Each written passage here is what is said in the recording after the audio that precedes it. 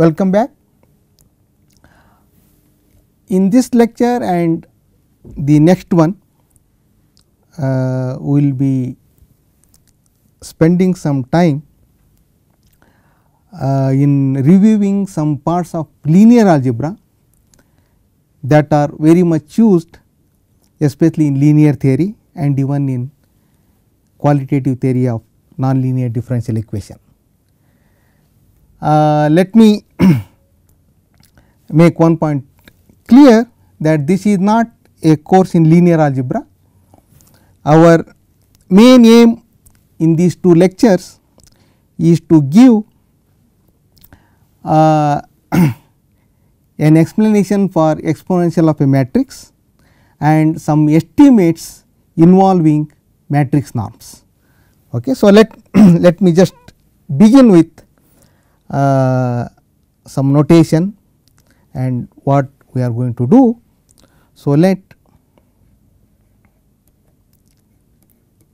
A be a n by n real matrix.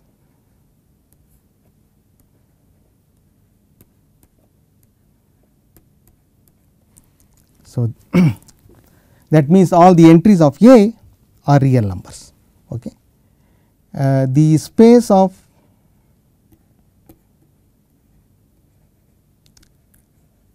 all n by n real matrix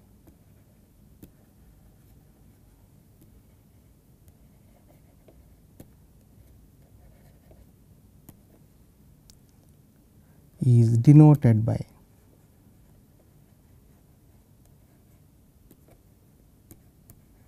Mn R.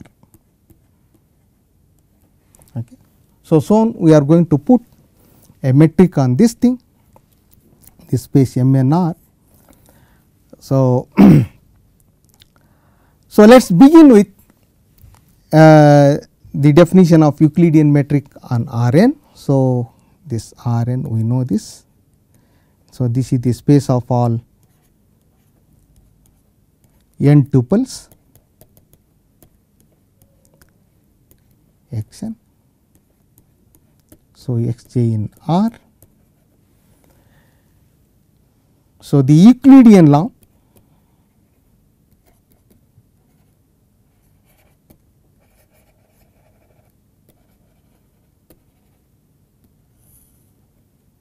norm x. So, let define in terms of its square. So, this is nothing but x n square. Okay. So, the Euclidean law. So, this immediately gives rise to a metric in Rn, a metric in Rn. So, d of x y is nothing but x y. So, x and y are in Rn. Okay. So, you can easily check the following properties.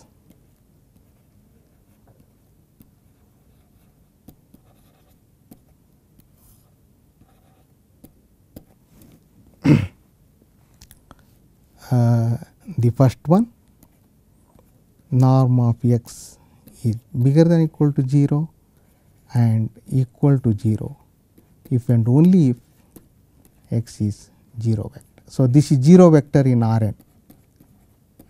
So, 0 is the n tuple consisting of all zeros. Okay. And alpha x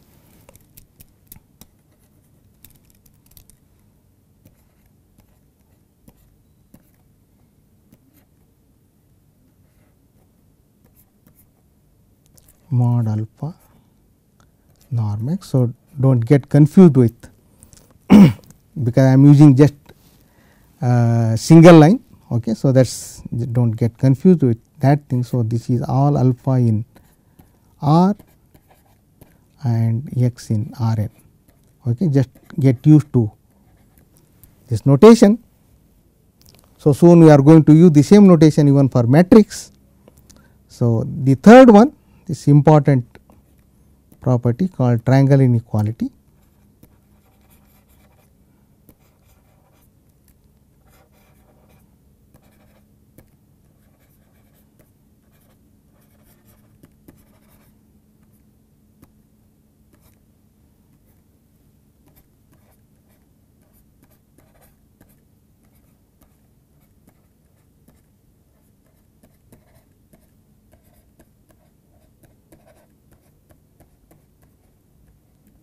And this in turn these three properties in turn they prove that D is a metric in Rn.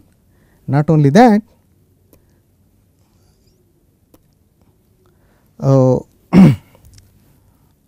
Rn with this Euclidean metric coming from the Euclidean norm is a complete metric space.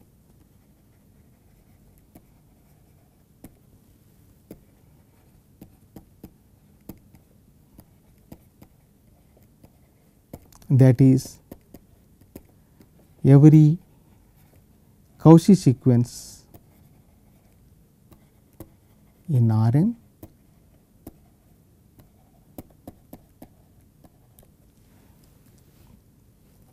converges.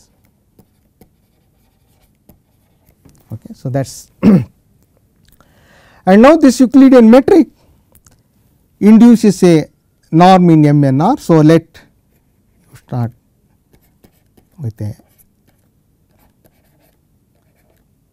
n by n real matrix and define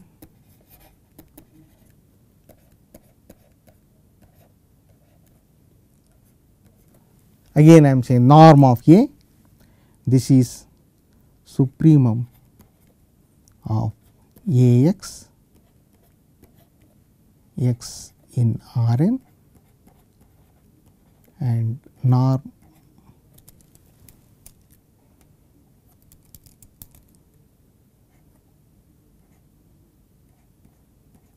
x equal to 1. Okay. So, this is well defined, this is a vector in Rn. So, I am taking the Euclidean norm and now I am taking supremum over all x subject to this norm x is equal to 1. Okay. So, that is so you can easily check. So, check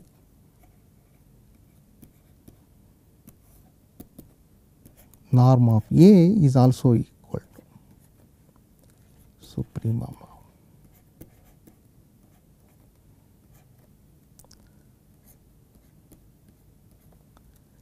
x not 0 and this is also supremum Ax norm x less than or equal to 1. Okay.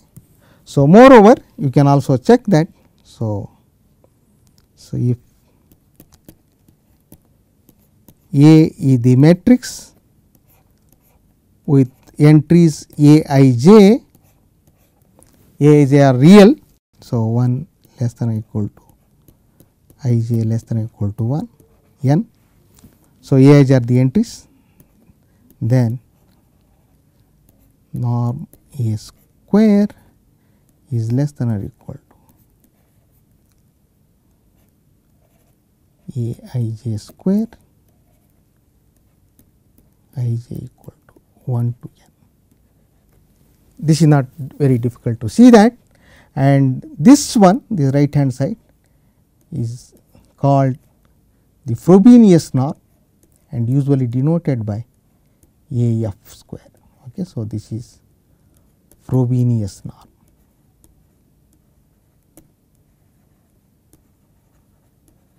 So, it is different from this norm, okay, but it is this norm satisfies this inequality. Okay, that is so it is a finite number. So, for any matrix A and we have this inequality. So, that is no problem regarding the finiteness of norm A. So, this is norm A, norm of A, the matrix, norm of the matrix A. And just like in the previous case, so you have can easily verify the following properties. So, again the first one. So, this A is norm A is greater than or equal to 0 and equal to 0 if and only if A is the 0 matrix. Okay. So, this is true for all A in M n R. Okay. And second one is again that homogeneity. So, if I multiply the matrix by a real number, I take the matrix. So, this is so for all alpha in real numbers and A in M n R. So, a real n by n matrix. And third one again triangle inequality. So, if I have two matrices A and B, so A plus B is also in M n R and this is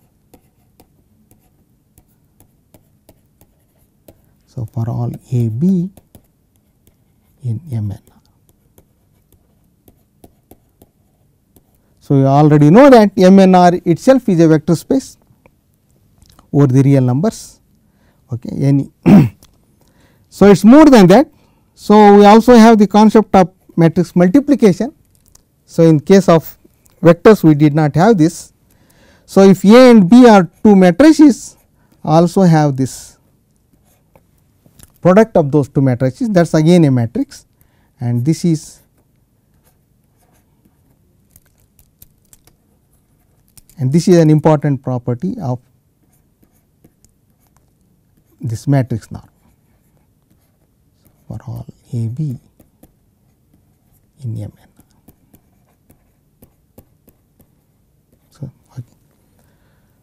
So, any this is definition, any norm,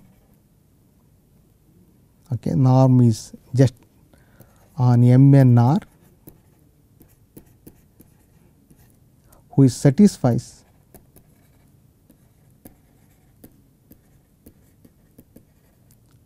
one to 4 above is called a matrix norm.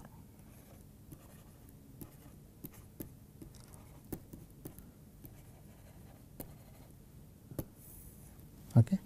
So, norm by definition is just a usually these three things are included, and for matrices we have this special thing 4 and which we call it a matrix norm. Okay. So, this is only special for matrices or in general linear transformations. Okay. So, with this thing we can just use so this so M n now we can define so this matrix norm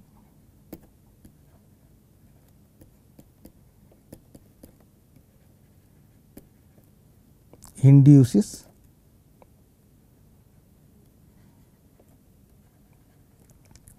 a metric in M n R. So, I have to define distance between two matrices and this is the definition.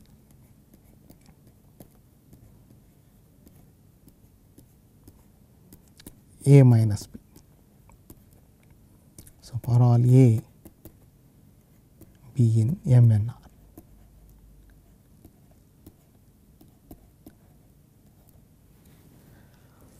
And using the fact that R n with Euclidean metric is a complete metric space, it is not difficult to show that M n R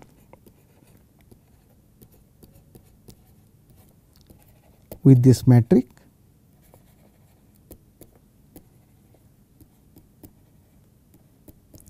is a complete metric space.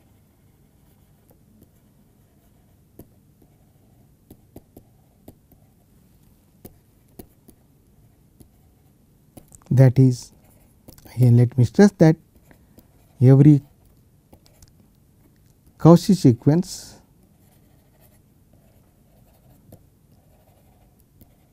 in MNR converges in MNR. Okay. So, let me just explain this fact little more. Okay. So, let A k be a sequence in MNR. That means, for each k equal to 1 etcetera, A k is a real n by n matrix. Okay. So, A k is called a Cauchy sequence. I am just writing a general definition. In any matrix space this is true. If D of A k A l, and this by definition, just look at here, this by definition is norm of A k minus A l tends to 0 as K l tends to infinity. Okay, that is a Cauchy sequence. So, what is a convergent sequence? Okay. We say A k, again another sequence in MNR converges to A in MNR if distance of A k A, again let me say that this is just norm of matrix norm of A k minus A, and that goes to 0 as k tends to infinity. So, the completeness result says that every Cauchy sequence in MNR converges to a matrix in MNR. Okay. So, this fact we use to define the exponential of a matrix. Okay. So, exponential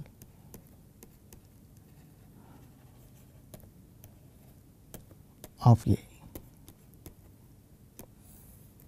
this is in MNR.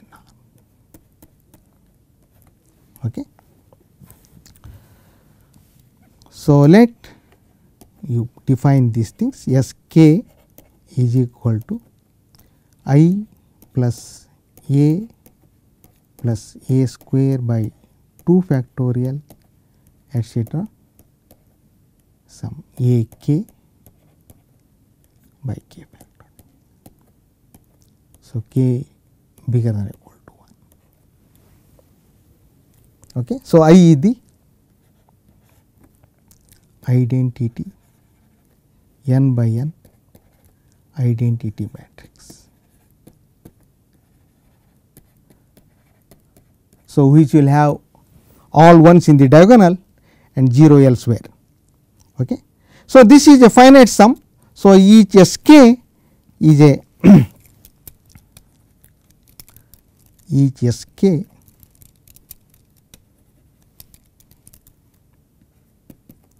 each S k belongs to MNR for k equal to 1, 2 etcetera. Okay. We claim that the sequence X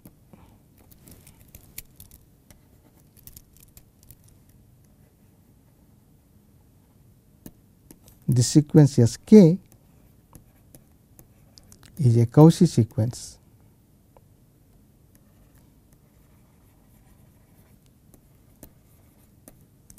in MN. Okay. So, if k is bigger than L, Sk minus Sl. So, let us compute this. So, this is I plus A plus A square by 2 factorial plus Ak by k factorial minus I plus A plus A square by 2 factorial Al by L factorial. So, up to L they get cancelled. So, we have just Al plus 1, nothing, there is no, this is just power Al plus 1 by L1 plus 1 factorial plus etcetera Ak by k factorial. So, therefore, Sk minus Sl. So, use properties 1 to 4. So, you get repeatedly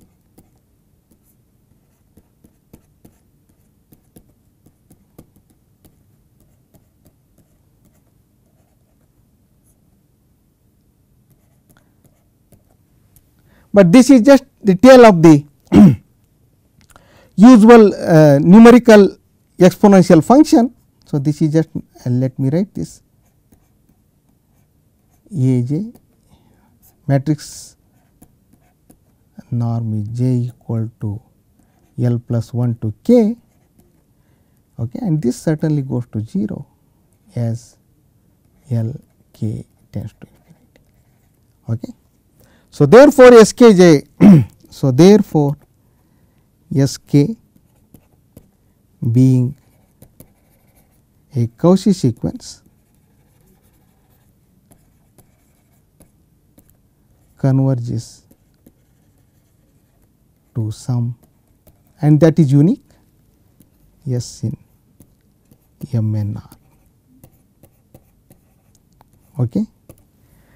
This S will be denoted by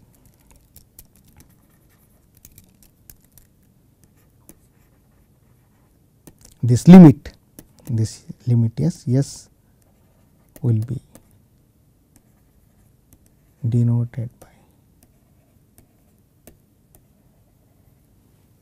e to the a or exponential a and called exponential of.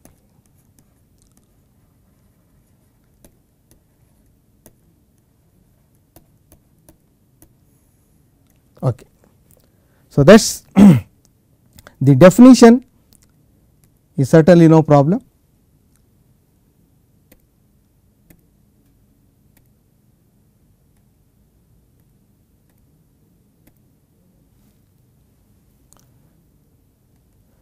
But the computation, so the computation may be difficult. Okay. So, there is absolutely no problem with the definition of the exponential of a matrix, and one of our main aim is how to simplify the computation of the exponential of a matrix and also matrix norm. Okay. So, it is very easy to now see. So, by the definition it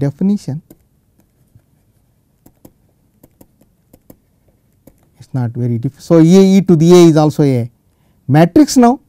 So, this is just less than or equal to e to the mod a. Okay. But this is quite crude and it does not bring in any special property of the matrix A. So, that is what we want to improve upon and obtain a better estimate on this matrix norm of exponential A. Okay. That is what we are going to do. Okay. So, before we proceed further, so let us make some observations. Okay. Observations.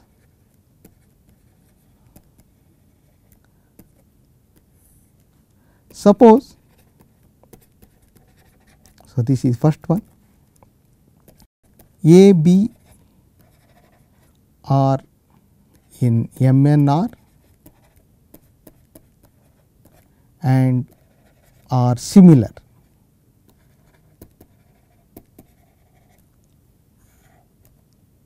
That is, there is a non-singular matrix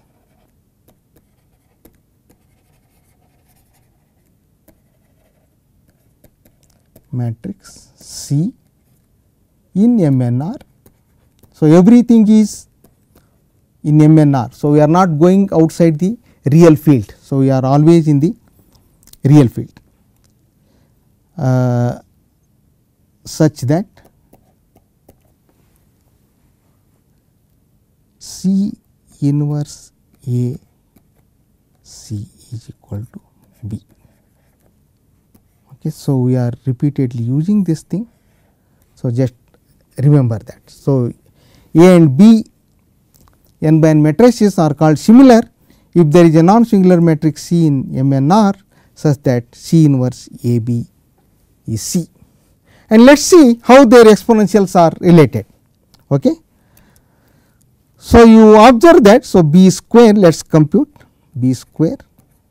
So, this is C inverse A C. So, in general the matrix multiplication is not commutative. So, you have to be bit careful, but it is associative. Okay. That is one good thing about matrix multiplication, it is associative. So, you just write like that, and now this is identity. So, what you get is just C inverse A square C. Okay. So, this is true for B square. So, by induction it is true for any k. So, what you can see that e to the b is C inverse e to the a C. So, that means if a and b are similar, exponential of a and exponential of b are also similar. Okay, that is what it says. And our main aim is try to find, given a matrix A, try to find a non-singular matrix C such that C inverse A is equal to B, and this is as simple as possible. Okay, as simple as possible, and this is a vague statement. So, let me make it, let me explain what simplicity we want. Okay. So, let us take one example.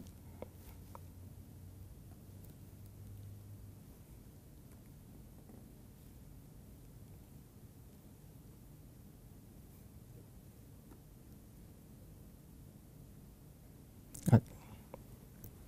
So, suppose C inverse A C is equal to B and B is diagonal.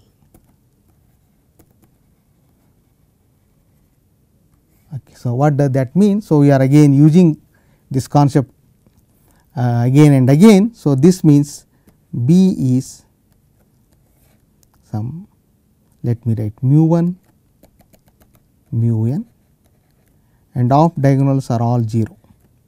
Okay. So, this is sometimes also written as diagonal mu 1 mu n. Okay. All mu j's are real numbers. Okay.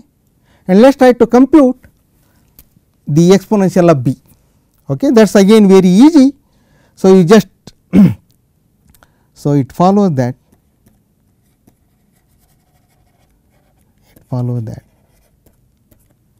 e to the b is diagonal e to the mu 1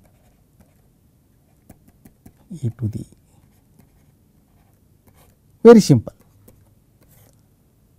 because if you take powers of a diagonal matrix, you just get powers of the diagonal elements. So, once you add, you get back your exponential. Okay, that is very easy. Okay. So, unfortunately, this will not be the case all the time. So, what best one can do? Okay, that is the next question. Okay. So, second observation, suppose A can be written as a diagonal block matrix A1, A2, A1, A2 are square matrices, and this will see will be the case in many instances. Okay. And then just following this previous example, it is not hard to show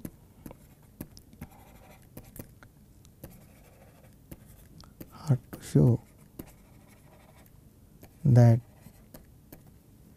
e to the A is simply e to the A1 and e to the A2.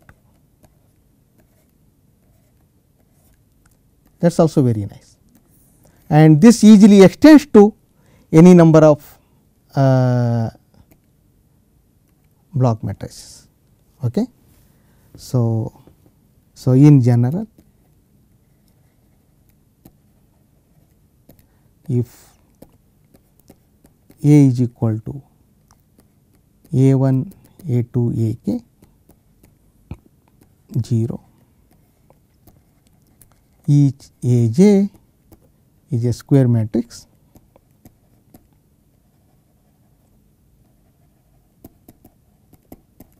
then exponential of A is the block diagonal matrix e to the A1 etcetera e to the A. Fine. Okay. And next thing again I would like to see is again this one of the observations. So, suppose again let me start with two block matrices. So, this A1, A2 are square matrices.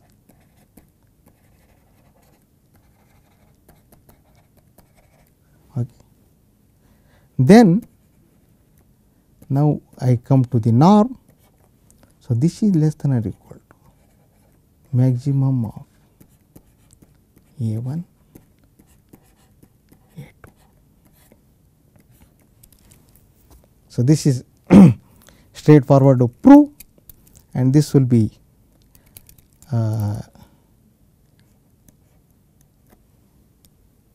so let me just sketch a proof of this thing. This is not very difficult.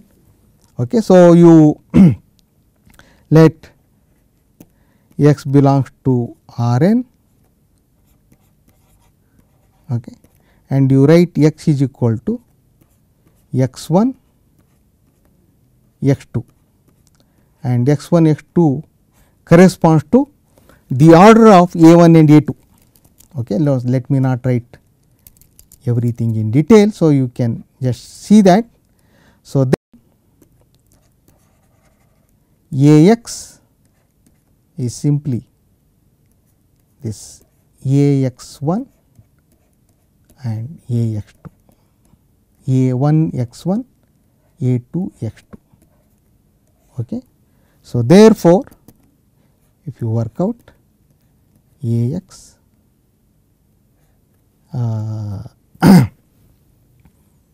is equal to Ax square equal to A1 x1 square plus A2 x2 square, and then you restrict to norm x equal to 1 and take the supremum, and immediately you see that this no problem maximum of A1 A2. Okay. So, this we use for the exponential in particular. So, in particular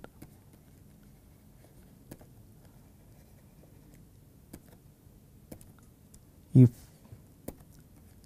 A is equal to A1 A2 AK, then norm of exponential of A is less than or equal to maximum of e to the A1 etc. e to the AK. And this is what we are going to use in order to derive a finer estimate for the exponential. Okay. So,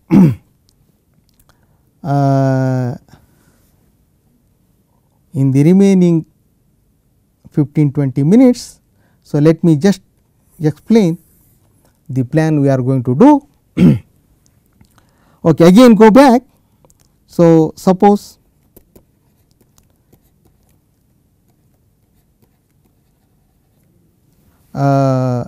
C inverse AC is equal to B, and this is suppose diagonal mu 1 mu 2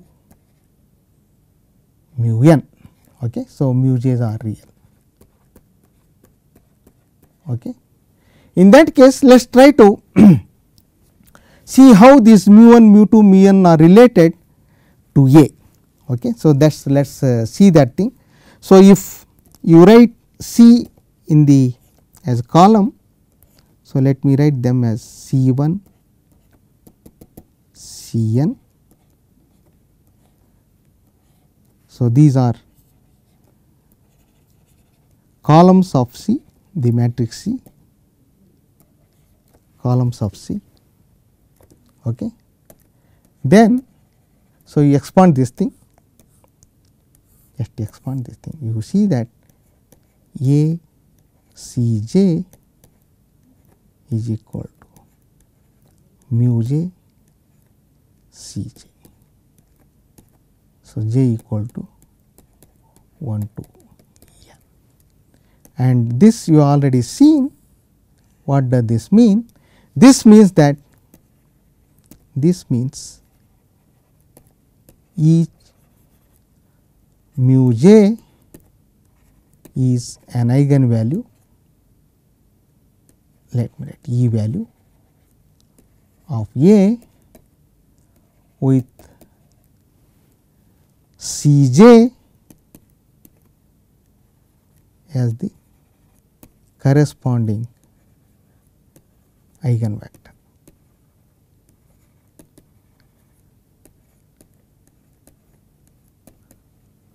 So, eigenvalue eigenvector. Okay. So, if at all we are going to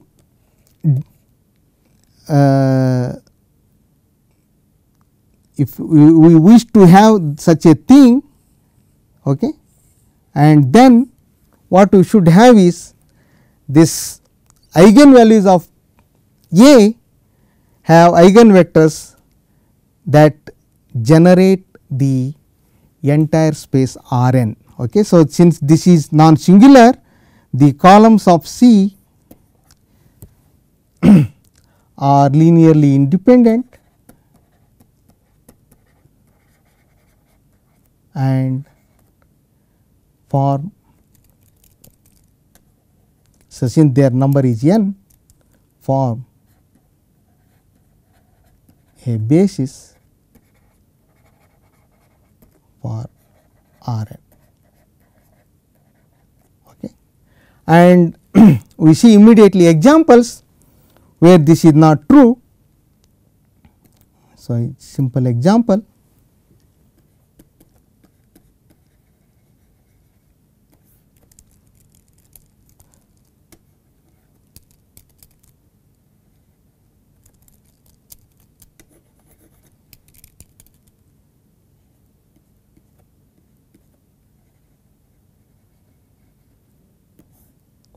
n equal to 2, this matrix 1 1 0 1,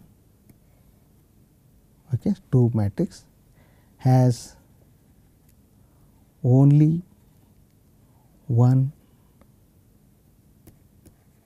linearly independent eigenvector. So, you can easily check that. Okay. And since this is in R 2, we need two linearly independent eigenvectors to span the space, but this is not possible. So, what we call this matrix, this is not diagonalizable. Okay. So, this is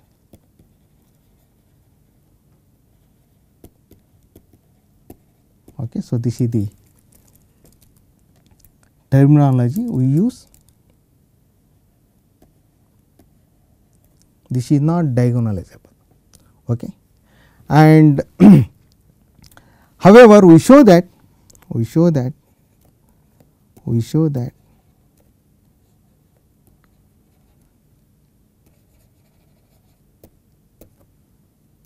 every matrix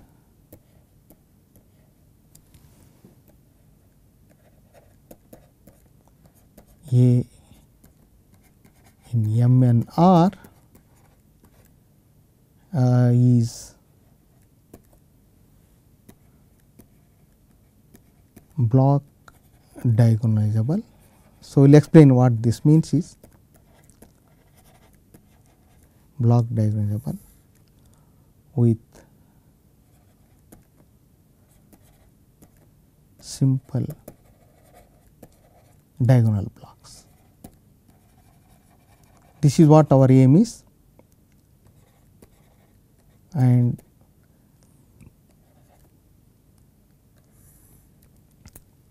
this leads to the so called Jordan canonical form, and we will explain now several steps that lead to this block diagonalization. Okay. So, again let me recall that. So,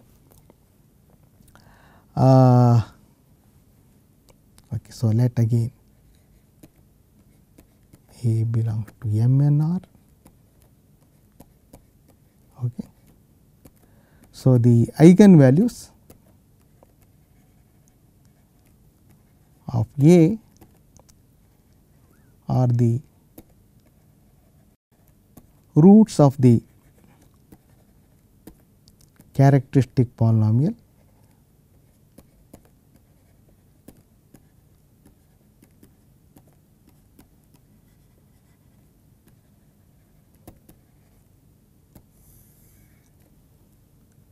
which is determinant of lambda I minus A. Okay. So, this polynomial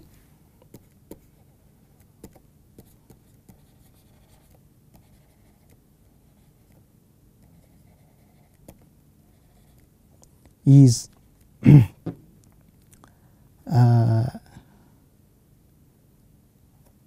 a real polynomial because we are taking A in M and R. So, real polynomial of degree n. Okay. Though this is a real polynomial, this excuse me, see the eigenvalues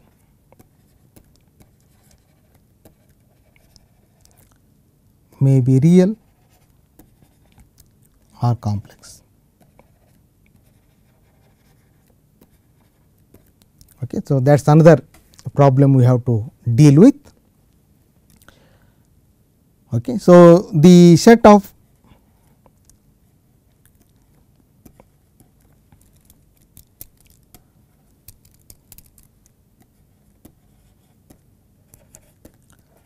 all eigenvalues of A is called spectrum of A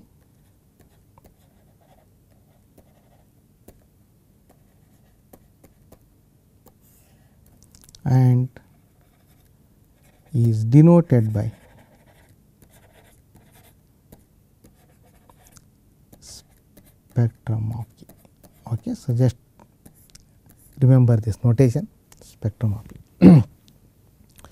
Okay, let us start with something and see what are the problems. Okay, so let mu belongs to spectrum of A and mu real. Okay. Okay. So, then there is a real eigenvector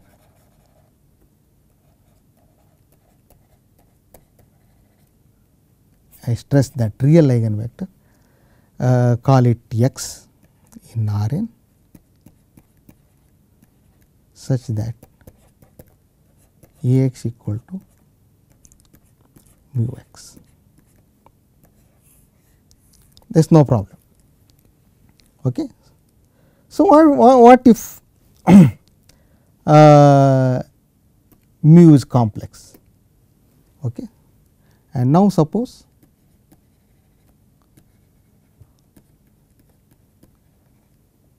mu belongs to SPA, spectrum of A is non-real.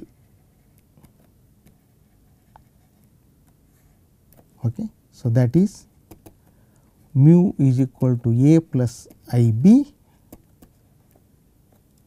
I is square root of minus 1, it is a complex one, A b are real and importantly b is non-zero. Okay. So, in this case also there is an eigenvector, by definition every eigenvalue will have an eigenvector, but in this case it will be a complex eigenvector. So,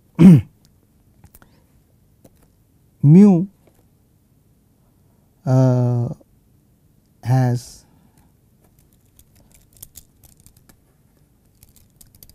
a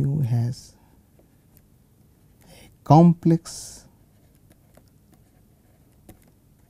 eigenvector. Okay, so, let me call it again just like here we separate the real and imaginary parts. Let me write that. Okay, so, u 1 and u 2 are real vectors and we have this A u is equal to mu.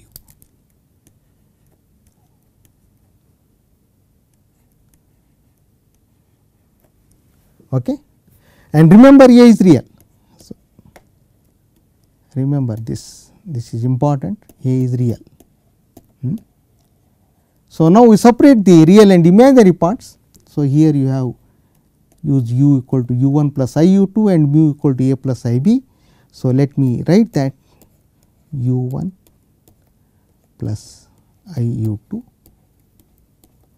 is equal to A plus I b u 1 plus I u 2. Okay. Now, you write separately the real part. So, real part. So, A u 1 on the left side and on the right side I have A u 1 plus rather minus B u 2 and imaginary part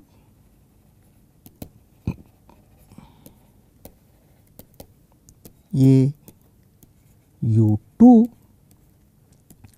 is equal to A u 2 plus B u 1. you see u1 and u2 they are not eigenvectors, okay, but they do satisfy these relations, and you can check that u1 u2, now there are two vectors are real vectors, they are real vectors are linearly independent. So, this is what we want, okay. This is important, this is important. So, in case when mu is a real eigenvalue, we automatically get a real eigenvector, that is fine, and in case of a complex eigenvalue, we get two linearly independent vectors. They are not eigenvectors, but related to the eigenvector, okay, but they are real and are real, that is important. Okay. So, with this observation we will continue next time, and our main aim is to construct a basis for R n using the eigenvectors and some vectors like this and some more vectors that will come up in the next class. So, that is our main aim, and then we will see how to utilize that basis in order to estimate the matrix norm. Thank you.